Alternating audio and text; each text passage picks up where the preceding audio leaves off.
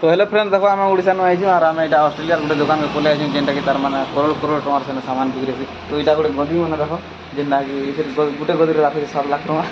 और सब को जो रेट होजी एटा बड़ा ज्यादा 10 करोड़ और मुझे मात्र 40 करोड़ टका थी जेनटा कि तार माने सब सरी गला न हम खाइ पी सिंगड़ा बड़ा एटा सेटा खाइ सरे जानो और गोटे तार माने मुई एते दूर आइछु गोटे जिनिस नहीं करबी जेनटा कि गोटे मुर्सी नहीं करबी तो से मुर्सी रेट होजी मात्र 3 लाख टका और से दुकान रो मालिक होजी एटा तो ये दे दोगे क्या हमें